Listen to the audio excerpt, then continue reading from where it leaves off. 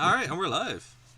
Excellent! Hello, everyone, and welcome to this week's edition of the Nerd to Know Media podcast.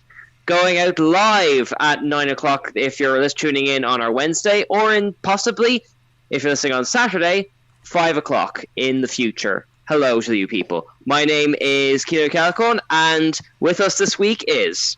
Hey, it's Brin on Phoenix 92.5 FM. Someone had to say it, Cian. Oh, easy on me. I've just taken back pain medication. And it's Darragh. Disappointed that we're in the future and we still don't have flying cars. No. Maybe we do. And Mannequin Blue is back from the dead. Oh. I'm scared. Yeah. Yeah. And oh.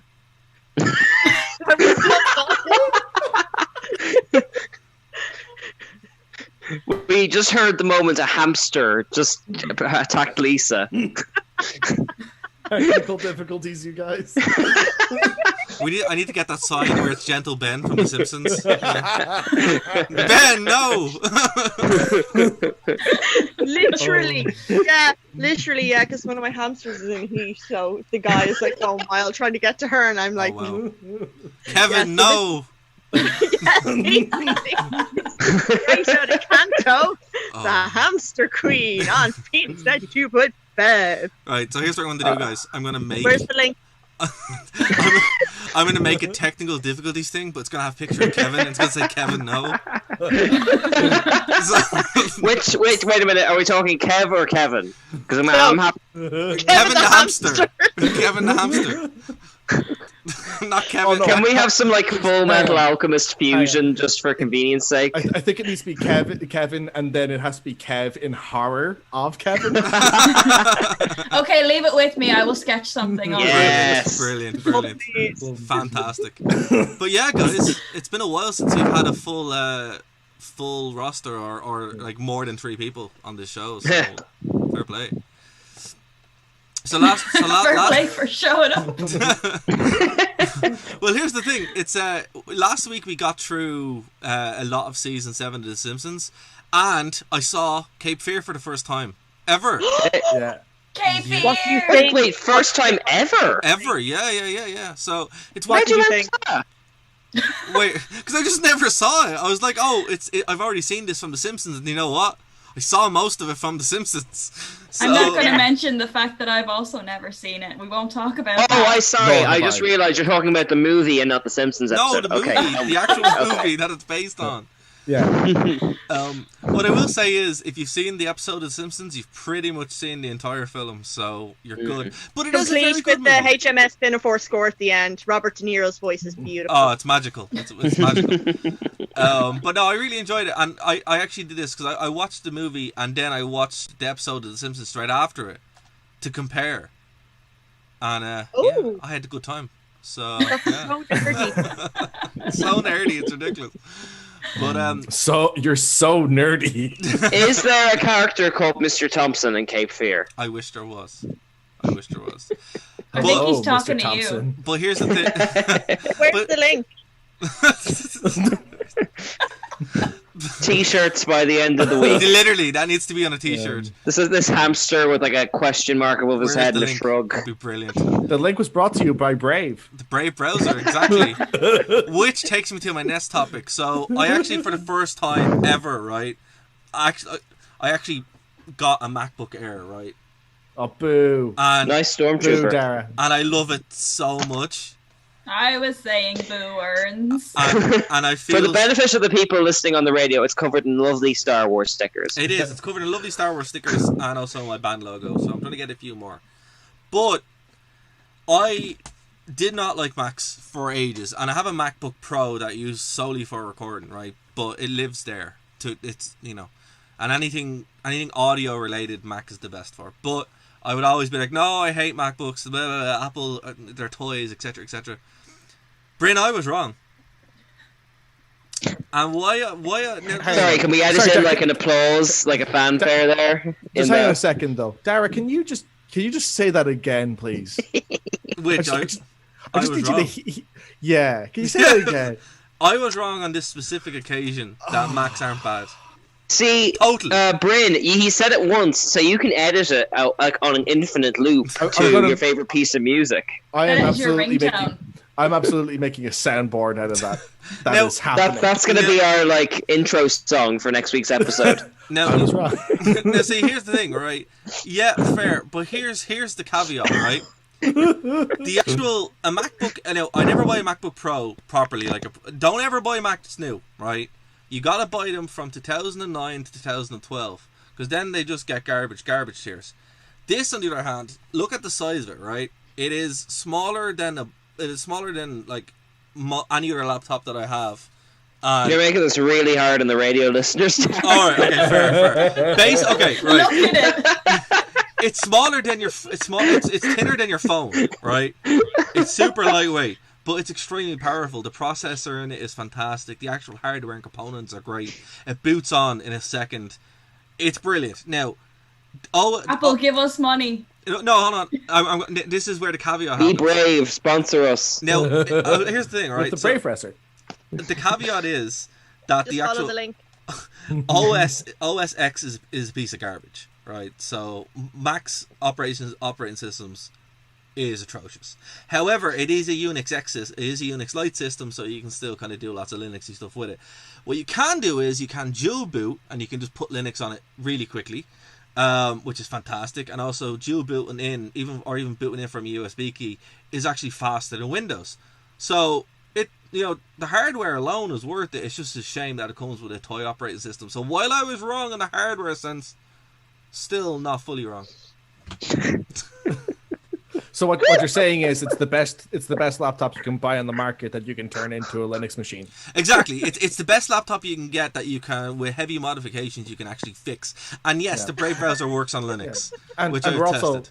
We're also saying that this isn't even something where we would say it's strictly in an academic sense that you can do this. You can actually just do this, and it's not illegal. No. It's like which is wonderful to be able to say. What you do is you open up the laptop, and then you pop the USB key in. You hit the power button, and then you hit the alt button straight away, and you boot into a beautiful operating system that actually works.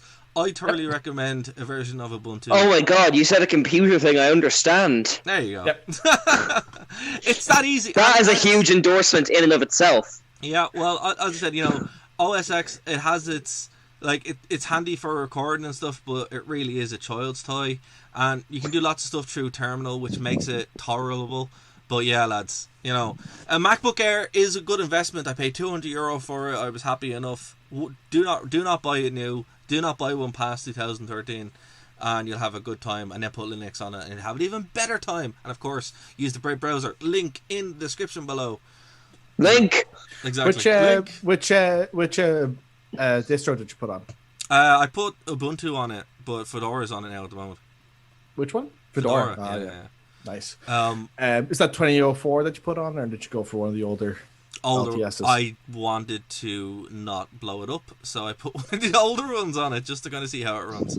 But I'm still doing testing. But I tested a rake of OSs on it. Everything except for Windows, obviously, because why would you do that? But why would you do that to yourself? Why would you do that? No, it came with Snow Leopard, and then I had, or Snowline or whatever it was called. Had to send it back to Yosemite, and now it was up on Mojave before I put Linux on it. So yeah, you can do a lot with it. I have to say the actual installation process and OS swapping is a lot quicker than a Windows machine, like a PC. So it's worth checking out if you're on the fence. It has a lot of an upside, but yeah, don't go out and spend €1,000 on a new Mac, because if you do, you're silly. But if you find one for €200-300, yeah, go for it. Don't give Mac your money. Give me your Sponsor money. us, Mac. Buy our Mac. Buy our Mac. But yeah, so as I said, even though I was wrong, I still wasn't really, but I love it. But the shame of pulling this thing out in public, and the shame of having a Mac is something that's hard to get over. And as you know, as a good with your good Catholic upbringing, Darragh, shame is just a part of life. Well, that's it. That's exactly what it is. It's just oh man, But I have to say, even before I swapped Linux and I was using or put the partition in, and I was using OS X to actually record stuff. It's really cool. You know, like you, Katie, you as a sound engineer, you know, you can do a lot of cool programs and stuff that work natively without any issue. You pop in an interface and it works straight away. There's no need for drivers. So there are a lot of advantages, but if you're looking for a high powered machine, you're never going to get that with a Mac natively. But the cool thing is you can put your petition and away you go. You have a real computer. So happy days. I don't know about you, Lisa and Katie, but I feel very unneeded this episode. Oh god, yeah. We're like crusty, superfluous third nipple right now. Well, That's what when Darragh said about being a sound engineer. I was like, I'm a sound engineer. well, you did write We're your like when Krusty comes over and he tells the monkey to go wait in the car. You did write your team. You did write your team music, which is very impressive. But here's the thing. It's not as impressive when you actually see how I wrote it. Fair. But still, I like it. It's a good theme. But here's one thing that I wanted to bring up, right? So, Lisa, you dropped a big surprise in our group chat this week. Yeah, it is. I can't believe this. I thought you were taking the piss. Congratulations. You've finally seen The Matrix. Yeah. Well, yeah, welcome to the world of the real. Exactly. Man. So my opening question is, how have you never seen The Matrix? It's like people who haven't seen Star Wars. I'll tell you how Tom Felton isn't in it. Well, there's that. But as well, to be fair, when The Matrix came out in like 99, I was only 7 or 8. That didn't stop me. Didn't stop me either. Well, No. I wouldn't have been going to see it anyway. And then even when I got older, it wasn't a movie that anybody in the house would have liked. They're just not into that whole action-y thing. So it was That's fair. never on VHS or DVD around the house. I think I did see the Animatrix or parts of it at some point at a boyfriend's house at some point. But then when I was 18, our religion teacher said that made us watch The Matrix in class because she said it was like the exact metaphor or used directly Plato's cave theory. So Yeah, it does. we had to watch it in religion class, and we only ever saw like bits of it. And you know, when you're down the back of class, you're not paying attention to stuff. It's like 6th year and you have exams and you don't want to watch The Matrix in religion class. See, here's the I thing. do. Here's the thing. I would have loved to watch The Matrix in the religion Yeah. class. So I don't know what you're getting. Like, we didn't even get a choice. It's like, you know what we did in religion class? We drew stick figures of Lord of the Rings and recreated Helm's Deep. That's what we got. So you were lucky. How many? Yeah. Did you do 3,000 stick figures? Yeah, we used to get like big A4 sheets and we'd do the whole thing. A Well, 2-hour religion class. Why? What else are you gonna do? I don't In know. fairness, I How kind of did had it- the opposite problem. So, like, growing up, I saw the first Matrix, and then when the second one came out, obviously, like, it was 2 years later, so it would have been like 8 or 9 or whatever. Yeah. And growing up in a good Christian family, we weren't allowed to watch the second one because there was like a naughty love scene in it. Oh, Wow. And then by yeah, the time the that third 2 one seconds came of out, boob. yeah, 2 yeah, seconds. but by the time the third one came out, I was old enough to watch it. But so I've actually never seen the second one in full. To be fair, Oh. That you're better off. no, I would hold say. on, hold on. No, hold on, the second one's okay. Hold on. Right, so this brings true. So we have a comment here from once a month. Religion is very different for different people, clearly, but religion class definitely is anyway. Yeah. I remember Oh like man, religious education in Ireland is terrible. no. Yeah, I think I saw Blade Runner in my religion class. To be fair, I do have some funny stories which I'll tell you off the air. Oh, okay. But, You tease. You have to follow the link follow the link. But because we were on the Brave browser. because we were like the last year that it wasn't on any exams, but I wanted to do it for Leaving Cert because it's like it's super easy. It's literally just philosophy. But so anyway, but the year behind me did do it on a junior cert. Yeah, I'll tell you the story of the Sure. thing that my friends did. Oh, That was okay. funny. Yeah, but yeah, look, it was what it was. Irish religion education is terrible. I will say, Irish education, full stop, is pretty terrible. Appalling. So it's unbelievable, and that's not and that's no disrespect to teachers. That's got to do with they cram everything in for an exam that doesn't mean anything. Particularly when they took away free college, it's like, what are you competing for? It makes no sense. Yeah. I just want to add to that pivot. I'm available for hiring. I'm actually was planning on fixing my CV this week.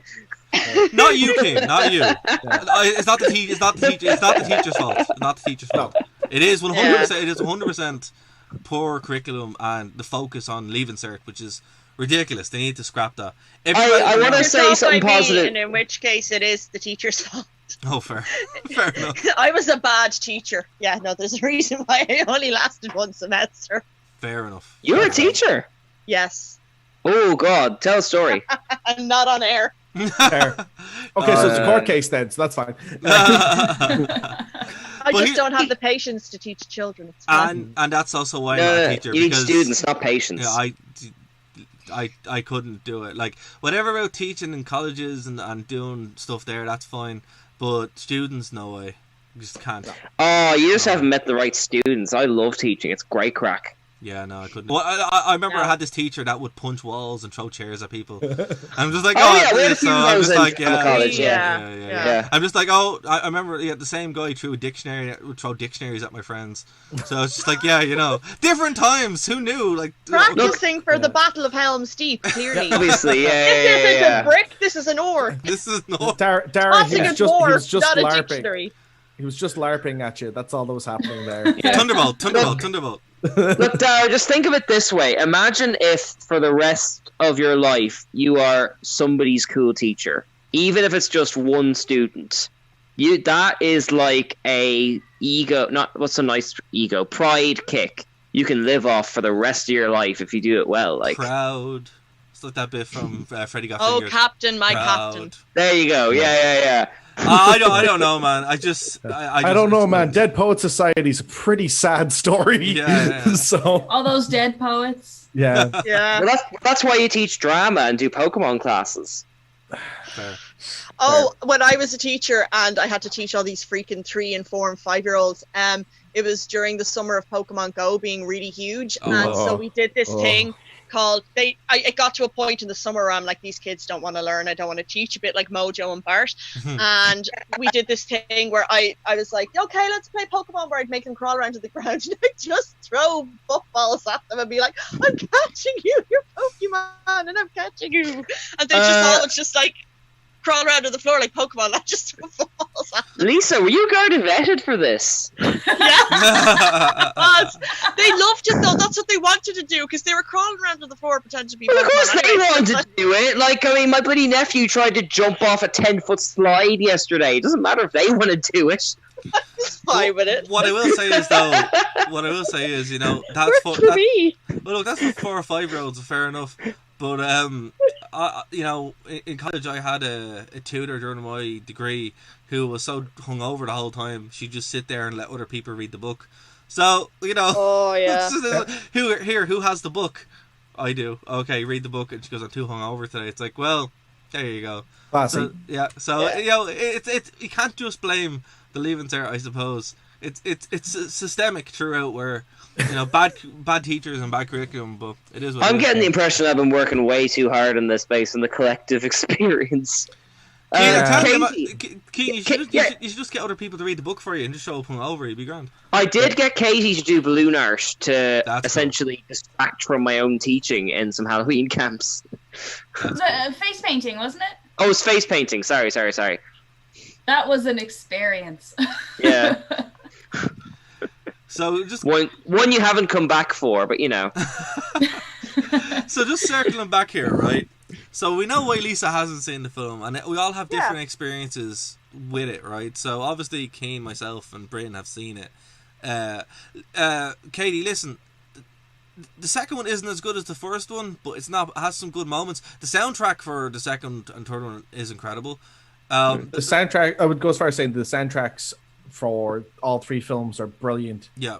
But I don't think that the soundtracks for the second and third films are so good that you should watch the films. Just find the soundtracks and listen to them. Yeah. Well, can I redeem myself a little bit and say that I did play Enter the Matrix? Yeah. Yes. Enter the Matrix is really good.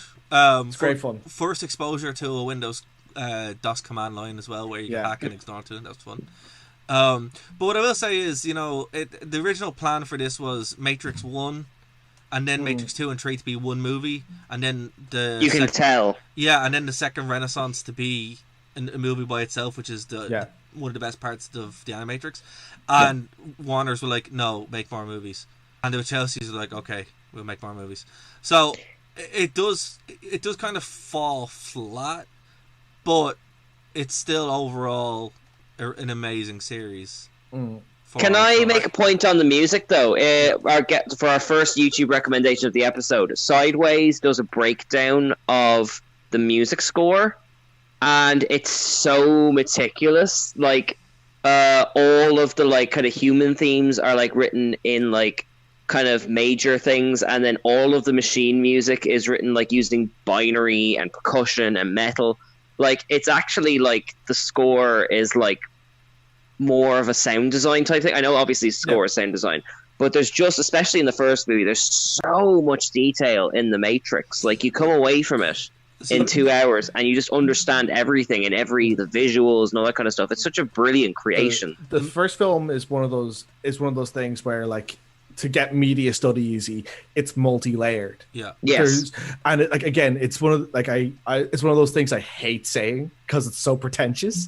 But this is one of those films where it actually does earn it, and it does earn that kind of description of it, because there's so many different things to take away from it. Yeah, like the soundtrack is like, it's one of the few times where Foley, where you can't tell where Foley ends and score begins, which is awesome. And there's only a handful of films I can think of in the last 20 years that have done anything close to that. Well, like the Matrix as a movie changed the way films were presented. It changed what people thought films could be, and the jump from pre-Matrix to post-Matrix is unbelievable. And that kind of hurts the second and third one, because there's so much expectation and the vision was diluted. But what I will say as well, like the sound design changes because it becomes more video gamey in the second and third one, because you know it's not real. You know, like, but Juno Reactor is the artist that does it, and that's what I listen to when I code. And it's just unbelievable. Like it's perfect music for that kind of setting, you know. But the Matrix 1 suffers from its success, which sucks, and the sequels suffer from it. But here's the thing on that point: Matrix 4 is coming out, right? Which is probably going to do a lot of retconning and fix the series. So that's probably what's going to happen there, and kind of peel back, because you have much more control over. I think I'd say they're probably going to do like a Rise of Skywalker thing, probably, where it's new, not Rise of Skywalker, whatever the first one is, Force Awakens, where it's new celebrities, like, you know, like Terminator Genesis, and then Neo will come back and teach the new ones how to do it and all that kind of stuff, because that is an incredibly effective Hollywood formula for rebooting a franchise. Well, the world lets you do that. That's the thing, you know, because the whole that's true. It is the kind of repeating cycle is kind of built into it, isn't it? That's all part of it, you know. And I think there is so much story to tell. What I do have to say is I do have to give big props to Keanu Reeves. Fun fact: I actually dedicated my last thesis to Keanu Reeves with a quote. Beautiful. Well, it's with a quote from Johnny Mnemonic, which is my favorite film he's ever done. If you haven't seen Johnny Mnemonic, go watch Johnny Mnemonic. It's unbelievable. Alright, see ya. Yeah, go now. I won't even be mad. Yep. Johnny Mnemonic is like uber cyberpunk, but it's a Philip K. Dick novel as well. And which is like basically all the best sci-fi is Philip K. Dick. Exactly. But what's great about it as well, it's like a lot of the stuff that you would see kind of fleshed out in the Matrix was kind of started there. So it's like Keanu Reeves has the most cyberpunky career ever. It's kind of funny that he's in Cyberpunk 2077, because it's like I'm sure that isn't a coincidence. No, it's not. It's like you've earned it. If you look at his filmography, he is the most like cyberpunk actor ever, and he will do movies like this. So it's kind of cool to see this all kind of come full circle. And you know, the Matrix gets a lot like, it was like the biggest. I remember being the biggest franchise in the world for like 3 years. And then it's just gone. It was parodied to death. That's partly why. Like, because when I was watching it last night for the first time, I'd seen it be parodied to death on everything, like on sketch shows, then in even The Simpsons, you know, and Bart's handing out all the thigh menus on the door. Shrek had done it as well. Scary Movie had done it.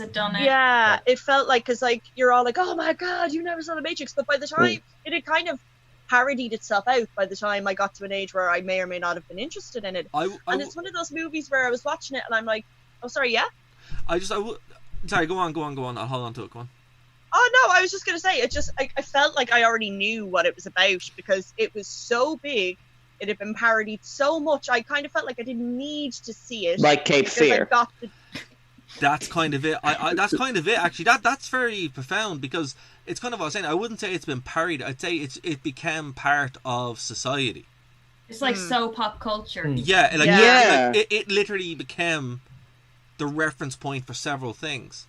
You know, and if I can... Sorry. If I can drive us off the cliff into Star Wars territory for a minute. What happens after this is on you. The show's finished now. Yeah. Go on. Okay, go on.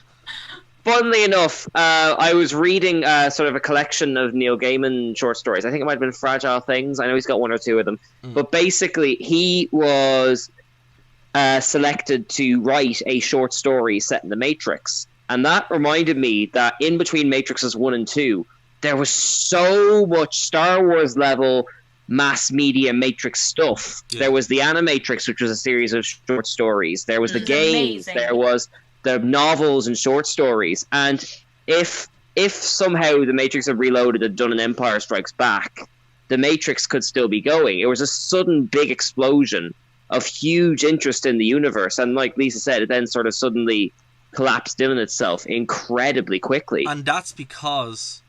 the fact that, you know, and just to correct you there a bit, all that mass media stuff happened at the same time. The Wachowskis wanted to build that kind of world. They even launched an MMO. Oh, okay. They even launched an MMO, which sadly I didn't have a good computer at the time, so I couldn't do it. But what it wasn't that it collapsed; it's that they had bungled it.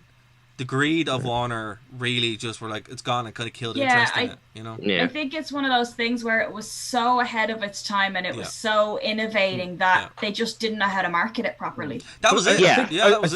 I think as well, though, like it's one of those things where I remember as soon as I'd seen it, I was just like, well, that has to have a sequel. Yeah. You know, because it's weird to think of it being a time when like things getting sequels was not a given. Yeah, and you're just going away going, that has to get a sequel. Yeah, but see, the thing is, even the disappointment of that, Brin, the disappointment of the sequels, the Animatrix came out and blew everything out of the water. Yeah. Oh, it was huge because stuff, even just the style with regards to anime, it wasn't really mainstream. It wasn't something that would have been as popular. So, like, even just watching the regular Matrix, even watching Matrix 1, it was literally. I could just, everything from the big, chunky Nokia Blockia cell phone that he's using and the cinematography and everything, I'm like, I could just imagine everybody in the cinema in 99, like, completely, like, freaking out, like, because like it's just so, it's just what you said about pre-Matrix and post-Matrix. I completely agree with, because it's just, it's been done now, but before that, it was just never done before, like, it was wild. Well, even thinking of like there's that, you know, that bit where he's on where Neo's on the ledge where he's trying to escape his office, and the gust of wind blows away his phone and does that slow down, speed up thing. That's like one of the first times that shot was ever done. And then you fast forward like what 6 years and 300's doing it every. Oh, 5 Zack seconds. Snyder pilfered that main stick, you know. You know, but that's that's like, I mean, the product placement. Yeah, but see, but see the thing on that as well, like. Remember who directed this, Brin? Yeah. The Wachowskis, who took everything that was building up to it, all this mass media, all this cultural reference point, all this stuff from Japan. It even used an anime called Appleseed and Ghost in the Shell as their reference material when they pitched this to Warner. It also uses the Invisibles. Yeah, a good amount as well by Grant Morrison. Yeah. And like it's one of those things where like it was like it was basically like the crest of this giant subcultural wave that's what the first Matrix film was in earnest. But as well as that, on top of it, it also was like this. Like, I mean, the effects for the time the effects in the cinematography for the time were just completely new. It was like, you know, it's one of those things where like I think from special effects, it's probably one of the biggest special effects events since probably, like, you might argue Jurassic Park, but Mm. you'd also probably argue Star Wars. Yeah. But then as well, that, like, in terms of cinematography, you're talking early Spielberg. Yeah. Certainly. You know, for like being as much of a revolution, and like before Spielberg, you're talking Orson Welles. So like already you're Yeah. talking like pretty much like the highest order of like the most important films in terms of like how films are made and how stories are Yeah. told in it. Like it's like I would say it's huge. I would say The Matrix is probably one of the most important. It's weird, right? It's one of the most important films of all time, one of the biggest franchises of all time, but then it also isn't. But it is. Because I wanna get into a point there, which is that I was watching on Amazon Prime. They have a documentary on the history of superheroes in cinema, and they cite The Matrix as an important source because, in terms of its visual language and in terms of even just the way Neo flies at the end, they said that you wouldn't have Spider-Man and X-Men and all that kind of stuff if The Matrix didn't find a way to make all that visual language work. Like, just look at a superhero movie from 1996, and it's Adam West Batman level. Like, you know, I would argue that's a bit of a weird point to make because, like, the Matrix was released in 1999. The first X-Men movie came out in 2000. Lord of the Rings. Yeah, but if you look at the fights in X-Men 1, it's clunky. The fight in X-Men 1. Yeah, absolutely. But it's like I think it took a lot of things. It took a lot of films a big time to catch up with the Matrix. But at the same time, like there's still like there were other things that were coming along that were going to be landmarks anyway. Like I mean, Hugo Weaving went from wrapping up on the Matrix to go straight into Lord of the Rings. Yeah, and then go to V for Vendetta. So you know, as well, like it was the same thing with Ian McKellen. Ian McKellen finished X-Men and went straight to Lord of the Rings, which again technologically made huge bounds. So here's the thing in terms of what we were seeing. There's a great documentary on that point, Cian, Brin. And Cian, actually, it's a similar point that we're talking about. It's a great documentary narrated by Keanu Reeves called Side by Side. And it's actually an examination of that. And do you know who's the tank for all those massive leaps in technology? Who? Aliens. Well, close. George Lucas. Oh yeah. Are you talking about the Revenge of the Sith, kind of animatronic storyboard? No. This is in the ILM. At the same time as all this happened, ILM had pushed the boat out so far, making Phantom Menace and then making Clone Wars. No, sorry, not Clone Wars. Attack of the Clones. Because there are no real clones. They were all digital. They weren't there. You can tell. But you have to remember, you can tell. But again, like this never. This never happened. I know. Like, I mean, it's. But at the same time, like I think Weta also made some big pushes as well because they were the first film studio to use Massive as an engine for crowd shots because for the opening bit in the first Lord of the Rings film, you know, there's that big crowd shot where Sauron blows up basically, and everyone falls over. That was done using software called Massive, which can basically just which can make unique animations for tiny models simultaneously. Wow. And that was like they used that heavily. There's a bunch of wide angle shots that they use it in. Like there's the bit in Helm's Deep. No, what's the name of the like? I'm talking specifically for the first film. What was the Moria? What was the in Moria? Yeah. There's a bit where they're going. There's a big wide shot where they're going down a bunch of stairs, the Balrog stairs. Yes. That was done using Massive as well. And I remember this being a thing. They had to find. It was like John Sully's hair from Monsters Inc. They had to, with Helm's Deep, they had to find ways to make 3,000 orcs look like they were not in unison. Yeah. Which is mind-boggling to think about in 2002. But when they found Massive, it solved just about every problem they had. And then they had to spend 3 months trying to find computer-generated fire that looked good. So, but see, this nice is screensaver. But see, this is it, right? Like, we were lucky. I like how the smoke coming out the top of it. We were lucky in the sense that computers had reached that point where this could be done, and it was being pushed forward by ILM and others. But again, visionary storytellers who had something to say is super important. And every movie that we mentioned there, Lord of the Rings, The Matrix, even Star Wars, the prequels I actually really like. It was because they had a story to tell and were able to use technology to do it. But like, it's crazy to think that it's taken 20 years for The Matrix to kind of roll back around, and we have the fourth one coming out. So I'm excited to see it. But Katie and Lisa, what do you guys think? Because you're not like hardcore fans of the series. Like, are you excited to see where it goes, or are you just not care? Well, now that I've seen the first one, and to be honest, like, I was very pleasantly surprised, because I thought I was just because I found it for €1 in a charity shop, and it was brand new in the wrapper, so I was like, why not? They had it like 3 for €1 on their DVDs, so I got like that and The Cable Guy with Jim Carrey. So I'm like, okay. And it was actually, I was not expecting to like it at all. It was just, the way there's movies you'd kind of tick off your list just to say you'd seen. I love Keanu Reeves. I think Lawrence Fishburne is great Hugo Weaving. I loved Trinity. I thought she was an absolute badass. I spent most of my time watching her and Neo and just yelling, "Shift! Just shift already!" at the screen. Oh, and you're definitely going to need to watch the sequel. You have to watch the sequel, because they do more than shift.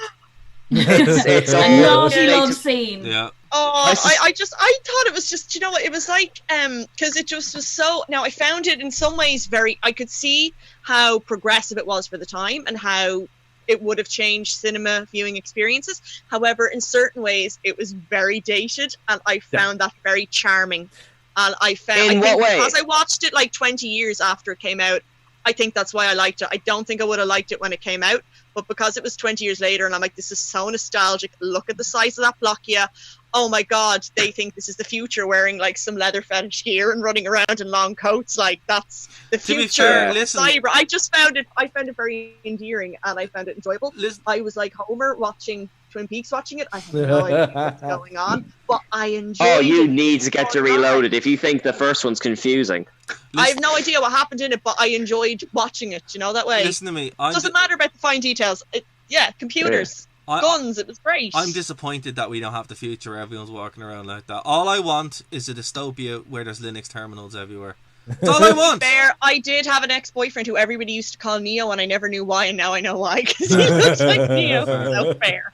On the second one, before you pop in there, Katie, on the second one, there is the most screen-accurate depiction of hacking you'll ever see. Thanks to Trinity. She's actually using a hacking tool in the opening in the Matrix 2.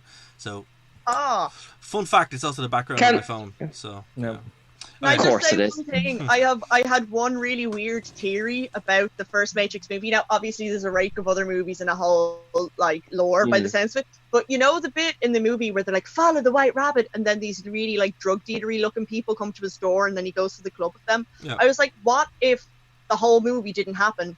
And that was just Keanu Reeves getting his drink spiked by his friend to get his $2,000 back, and then he's out there like in a dumpster, like completely tripping out while he's being mugged. Well, that's or something, and then Morpheus is just like a homeless man beside him or something, and none of this happened. Well, then it turned into John Wick, like tripping out. Yeah. Well, that's exactly. Well, he would have woke up in his bed, but that's exactly what taking the blue pill would have done. Yeah, so that's what I was like. What if this isn't happening? What if he's like really high in an alley right now because he got drugged and mugged? Yeah. That is a lovely detail to mention. Actually, if you ever played not the Enter the Matrix, but I think the PS2 game Path of Neo, it offers you the red pill and the blue pill, and if you take the blue pill, it like he wakes up and you have to play the first 3 levels again. Yeah, it punishes you for not taking the red pill, and I love it. Yeah, it's so good. Katie, anything you want to say before we move on here? Oh, yeah, no, I was just going to say, I love The Matrix. Like, the fact that I haven't... Like, I've seen bits of the second one, but the fact that I haven't fully watched it, I need to go back, because I love the... Like, even when we played Enter the Matrix, I was, like, all up in that. I played both storylines and everything just to get, like, as much as I could from it. So I'm very excited they're bringing it back. It's so cool. It's one that, like, hopefully now they have more control. I think Lana is the one who's directing it now. But it'd be interesting to see what they do. Well, hopefully with Sense8, people will like go, oh, they're this talent, they can do this thing, and it's not a matter of... It's more that hopefully they won't be able to go, hey, look, Warner, go away. We're gonna make the story we want to tell, which I wish you had done the first time around. Please don't ruin this for me. Yeah, exactly. It's like, come on, you're so... Actually, John Wick and Matrix 4 are releasing on the same day. Oh my god! How am I going to choose? Why not both? It's a double bill. It's a double feature. And Cyberpunk probably. Man, I'm still waiting for that to come in. I just can't wait. My big worry, not just to pour some cold water over the fire here. My big worry with Matrix 4 is that, again, Warner Brothers have a bad habit when it comes to established IPs of trying to micromanage them into the ground. It's, a huge part of why The Hobbit was as atrocious as it was because of their meddling.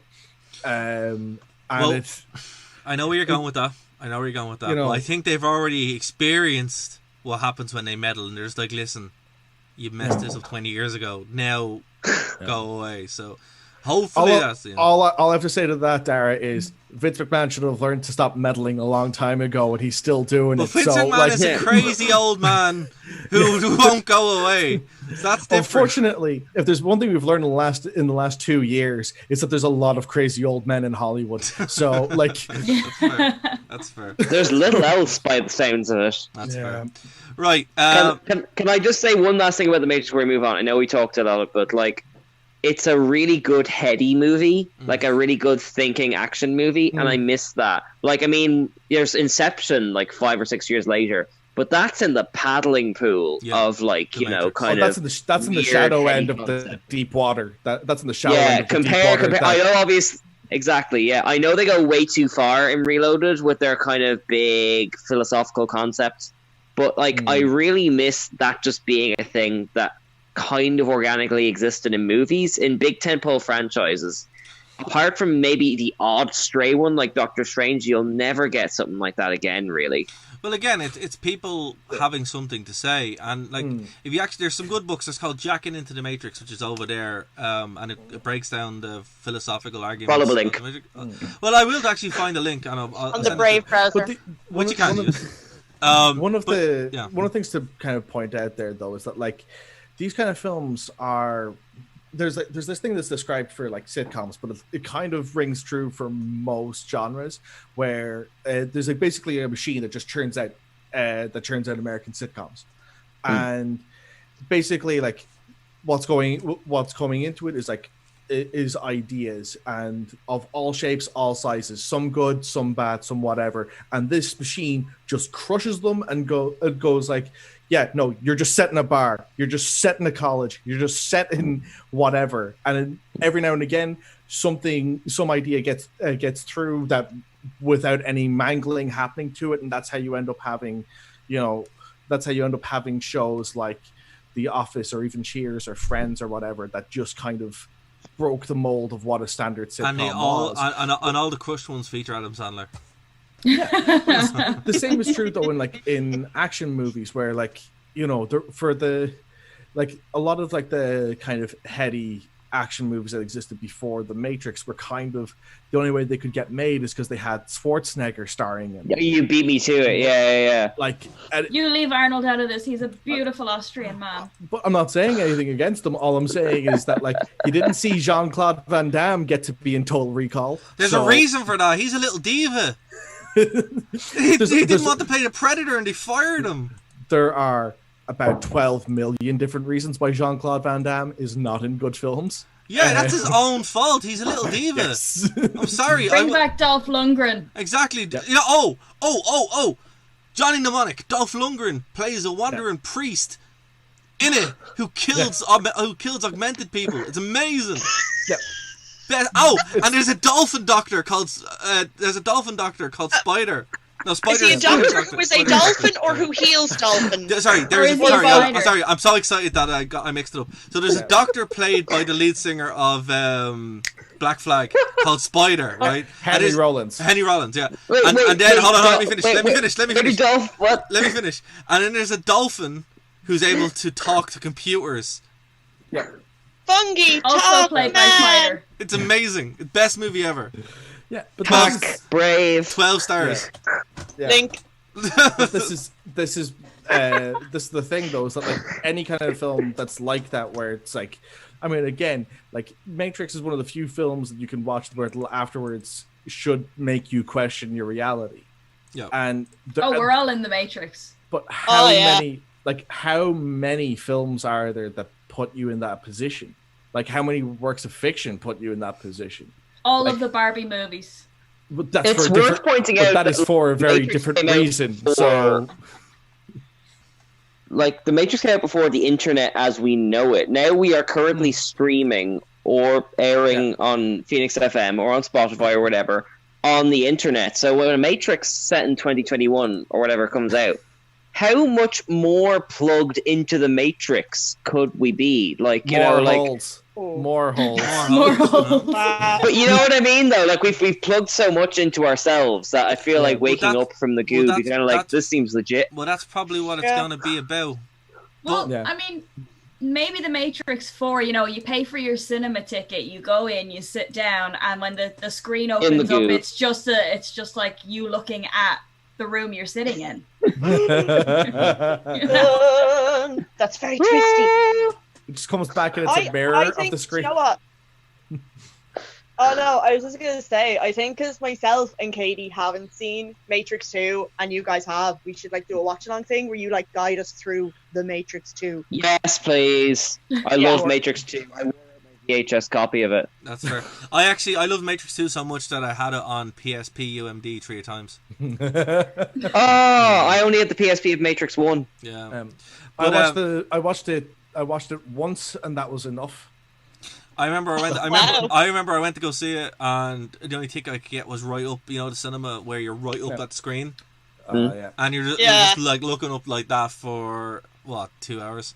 something like 2 hours. Yeah. It was, I didn't hate it. I never saw why people hated on it so much. I had a great L time. I had a great. The way I put it is, I thought the fight scene and the car chase were great. The car chase is legitimately fantastic. But Yeah. at the same time, though, the car chase also goes on for like 20 minutes. But you have you have vampire ghosts. I Yeah. think that's the only part I they're have great. actually seen is the car it's just- chase. I just felt like the fight scene and the big fight scene against the In the chateau. Yeah, that was cool too. The I can't- Chateau. was that the first? Was that the second film or was it the third film? Chateau, second film. Yeah. Chateau's the second film. Yeah, It was up the and one, down the stairs, like. it was no. The one I'm thinking of was the one in the apartment complex, or like. at Oh, least that's in the first one. Yeah, No, the one where it's the multiple Smiths.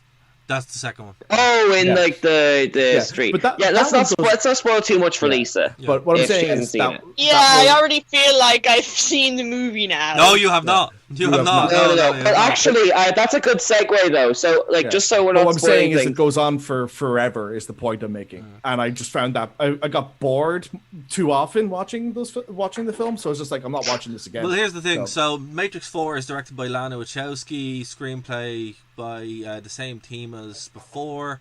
Cinematography looks to be the same. It's released by Warner Brothers, and it's going to be out April 1st, 2022. Oh, they've moved it. So, yeah, it looks like they've moved John Wick as well, so it won't be next year. It'll be the year before, or the year after. Kind of makes sense, to Yeah, it be makes fair. sense with everything going Considering on. things. Yeah. They were, because they were filming in San Francisco, so it looks like it's going to take place there. But they had to shut down. So here's where we go. So on March 16th, production of the film was halted due to the pandemic, and filming has resumed now at the moment. So that's cool. But it looks like it's going to be pushed back. So that's a bit of a bummer. But yeah, so far it's starring Keanu Reeves, Carrie-Anne Moss, Jaden Pinkett-Smith, Lambert Wilson, Neil Patrick Harris, and others. And Sylvan Moore is going to come Neil back. Patrick Harris. Neil Patrick Harris. Oh, I hope he's like a Matrixy smart ass character, like the Merovingian or something like that. Merovingian has come back already. Oh, I know, but that kind of character, you know. Yeah. I just hope they don't give him a musical number. Oh no, I hope they give him It could a work. number. All right, guys. Well, we're 45 minutes in, so I think we're not going to hit our Simpsons review, so we might have to carry that over. Can we We just meant to keep do The talking about the Simpsons. Matrix? Well, what I will say is I do want to continue on because look, there's some great cyberpunk movies that I want to actually recommend to people. One is a film. Okay. One is a film called Nirvana, and it stars Christopher Lambert, who played Highlander, and it's great if you like The Matrix. That's a movie to watch. Johnny Mnemonic, we've already said. Attila Battle Angel, you know, everyone's probably seen that. It's a great film. Oh yeah. Blade Runner 1 and 2, excellent, fantastic movies. You know, there's just a rake in them. Just Google cyberpunk films, and if you like The Matrix, this whole thing is just, you'll have a great time. There's a great deep dive to do it. But we might do an anime, a cyberpunk movie thing in the future, because I Oh, really think yes. I'll watch them, right? Definitely. You've actually hit upon a really good point there, Darragh, because I saw the movie of Ghost in the Shell with Scarlett Johansson a year or two ago, and it wasn't the worst thing ever. But I liked it.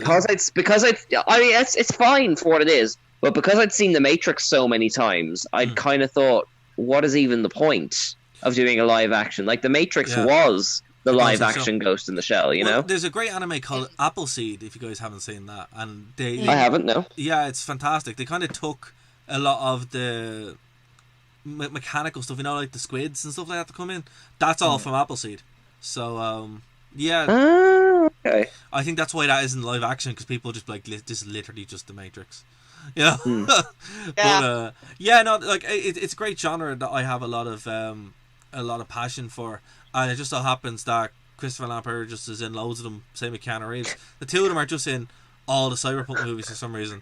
I don't know why. Was there an explosion of cyberpunk after The Matrix came out? No, it was actually really. before. It was actually before. Yeah. Like the 90s, from like 95 to The Matrix. There's loads of these underground movies that came out, like Hackers. You're right, Hackers was in the 90s as well. Yeah, wasn't Hackers it? in 1995. Well, that's because of the whole, they were building up to the whole Y2K thing. Exactly. Oh, you're right. I forgot about that. Like that's Also, the the dot-com crash doing that definitely affected the mainstream appeal of cyberpunk as well. Yeah, I'd agree with that too. I'd agree with that too. So, like, I mean, there was multiple factors for why cyberpunk stopped being palatable, but like the Y2K scare is absolutely a big part of it. Yeah. And it's a shame. I think we're coming back around to it now, where, you know, we went past it, so we jumped past that, then we went super into fantasy, and then we've worked back around now to the futuristic stuff with the appeal of stuff like, ironically, it went from high fantasy with The Witcher 3 to cyberpunk directly. So I think once that comes out, that's really, people are going to be like, oh well, we're going to be super back into it. So everything is cyclical, you know. It seems to be 20 years, but before we move away from this, I am going to say I'm playing Ghost of what's it, Tsushima. Tsushima, yeah. Tsushima. It's fantastic, but that's all I can say so far. I can't talk too much about it right now because it would be unfair. Get it? It's the best game you'll play all year. But that's all I'm going to say so far. If you have a PS4, there's no reason for you not to have it. And yeah, look, in the time we have left, guys, did you know that San Diego Comic-Con happened this month? What? Yeah, I heard They about did an that. online thing, They right? did an online thing, yeah. It literally happened last weekend, and the turnout was terrible, which is weird. Oh, And there was nothing. No, really... wait, I assumed was it not just an online thing then? No. Yeah, it was, but the turnout was still terrible. Apparently, nobody went. There was no announcements from Marvel, no announcements from DC, no announcements from any people you'd expect. I did hear there was a Picard panel. Yeah, okay, this is coming back to me now. Yeah. Star Wars cancelled their own celebrations. Oh. So literally all you got was the Picard panel, a few other panels, and then the actual big one was the New Mutants. So that was it. I didn't even realise it happened. New Mutants is coming out. Yeah. Like, forget Fairness. Cyberpunk 77. New Mutants has been on the slate since like 2013. It's made. Just sitting there. But like, in fairness, with everything that's going on in the States right now, last weekend was probably the worst time to be trying to put on a convention. Yeah. But see, the weird thing about it is, you would think that an online thing, like even we did an online panel and convention, and that was gas cracking, great turnout. This I would have expected more, even for the big Hall H panels. People just had no interest worldwide. It's I unbelievable. think It's people's weird. interests are elsewhere now. I think it's a level of diversion that kind of falls a bit flat, particularly because, like Katie said, with America and what's going on, I think everyone's attention is just not divertible to frivolities right now. Well, I Yeah. don't know. Oh. For me, I would say that, yeah, there's a big element of that, alright, but it's also, cons aren't really super fun without the convention, if that makes sense. It's like, No, it's it's like, the people You that do need the crowd in the room, don't you? When Yeah. like someone walks Yeah. on stage and they get ballistic for 5. but Like, it's the same thing that's happening with wrestling at the moment. Wrestling is really weird without a crowd. So weird without a It's so crowd. weird. Yeah, it's like watching a weird stage play. No, literally, it really is. It- And it'd be the like- ratings it'd are be like- collapsing. sexual stage play. Yeah. It'd be like watching stand-up comedy with no audience. Yeah, and that's That's, just that's going- a lot of stand up, though, to be fair. Brin, No, Darragh, what is social distance wrestling? I'm very curious. but there was one who did a parody of it where they were just doing moves, but like at a distance. At a distance, yeah. But basically, the way The Invisible Man has never had more bookings Exactly. than he has during this. exactly. But the impact and the reason why these are connected is because right now there's no sports really, right, as such, and particularly during the height of this thing, there was no sports. So WWE just kept going because they gave a lot of money to keep going, and wrestling kept going. Think of the ratings. But you would think that ratings have never been lower. Really? Yeah. Yeah. People just don't want to watch it. So I think the same thing's happening here, where people are like, "Oh, a convention," but it doesn't have the crack. You're not walking around the rooms. You're not talking to people. You're not interacting. You're not You don't seeing the get to dress cosplayers. up. Exactly. Yeah. You're not getting Yeah. the cosplayers. You're not having Oh, that yeah. buzz of a You don't get the convention. smell of the sweat and the Red Bull. Oh, and the listen. shame. Here's one thing that I don't. Here's one thing that. that I don't miss. 3 o'clock, Dublin City Comic Con on a Saturday, walking up the stairs, and that bang, that Yeah. smell where you're just like, That's oh my how god. you know you're home. You're like, oh my Yeah. god, I'm dying. I'm dying. Yeah. I don't miss that, but everything else. Yeah. Everything Like, else. when it comes to the dressing up part, like it's a lot sadder dressing up and just being on camera in your room. Drinking Speaking a from cocktail. personal experience, Brin. Well, Brin, I don't know. Yeah. Unless you're an e-girl, then, you know, Well, you know, but you know, yeah. If it's Like just that- for a convention, there's that's n- kind of sad, but... there's Should I ask there's what that very is? few people.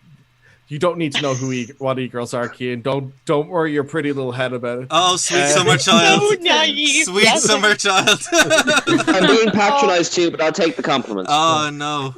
No. Actually, don't Google it, because then we Yeah. won't be able to get you No, back. no. Yeah, Yeah, they'll put you on It'll the be list. like when Quagmire, when he discovers there's porn on the internet now. Yeah. It'll be like, where's Cian? It's just gone. It's just gone. But yeah, no, Cian is homeless now because of e-girls. oh man.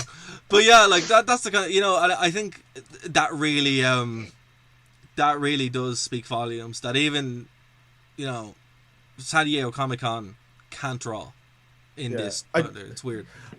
Just on a side note here, because I'm just thumbing through an article on what was actually at Comic-Con, and speaking of Cyberpunk, I did notice that there's going to be a Brave New World TV show coming out, Yeah. and oh man, I want it to be good because Grant Morrison's on the creative team, and I'm pretty sure that is the comic book Grant Morrison. Yeah, it is. It is the comic book Grant Morrison who's on the team, which means that he probably would be good, but it's also on NBC, who don't really do very good dramas. So I wonder if it would be like a Last of Us 2 situation where people just weren't in, even no matter how good it was, people just weren't in the humor for it. Like, I tried to watch the oh my goodness, I feel terrible, the Man in the High Castle, which is really, really good. But considering what it's about, and I'm trying not to get us demonetized, I was like, I get enough of this in the real world. I just can't take this on at the moment. Like, Well, look, you know, it's just the thing about it is, when stuff like this is made, you don't have to watch it away. You know, I think something like that released now is in poor taste. Last of Us 2 is in poor taste, where you're like, the world is already dystopian nightmare. We don't need more dystopian nightmares. Well, like the problem with The Last of Us 2, from what I could gather from, because I don't have a PlayStation, so it's what I could gather from people I know, was that they added a photo mechanic to it. So people were just messing around and taking funny pictures rather than actually playing the game. Well, Really? This is the first I've heard of this. Yeah, I've heard it described as a misery simulator. yeah. Which Not what I'm. That's- Yeah. Not what I'm looking Me for. and Lisa work in bookshops. We don't need that. Yeah. Exactly. Yeah. All right, But guys. Ian, I would- how I many would- times have you been asked for HP 304? Oh no, Costa and magazines is where it's at. Oh, yeah. like, All right, guys. Printer ink for me. All right, guys. So we're reaching the end of the time here. So let's wrap this show on the road. So I'm going to start with you, Brin. so pending calamities, I should have my pilot for Tech Throwdown or Tech Takeover finally out next week. Could expect that probably Tuesday. But we'll see what happens. It should be out next Tuesday. And Cian.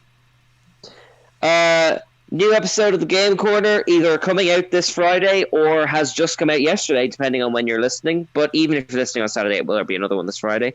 Also, a quick plug for the new series, if you're a Doctor Who fan, of Missy that came out last week. It is awesome. It features such plots as her taking over a secondary school and trying to kind of change the entire Victorian future.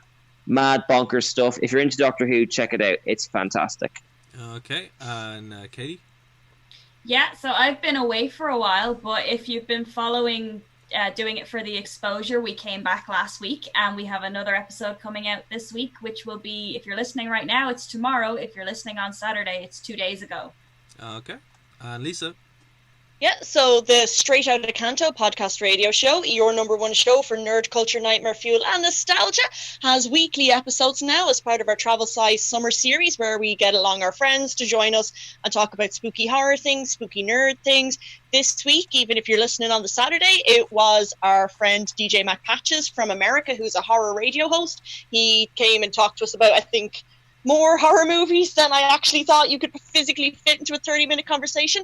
And next week's episode is going to feature an American J-horror expert. So that's Straight Outta Canto, if you're into that kind of thing. Excellent. Looking forward to it. And yeah, if Shudder want to sponsor us, go for it. We'll totally take it to watch my horror movie. But yeah, guys, all joking aside, you're listening to Nerd to Know Media. Thanks for listening to us. We're here every Wednesday, 9 p.m. And of course, on Phoenix 92.5 FM at 5 p.m. on Saturdays. But if you're listening to us there, go over to Nerd to Know Media and subscribe, because that's where you're able to get all the shows that you just heard. A show pretty much every single day and a video. Join us live and all that good stuff. Guys, from my entire team, we will talk to you next week here on Nerd to Know Media. Bye, guys. Bye. Bye.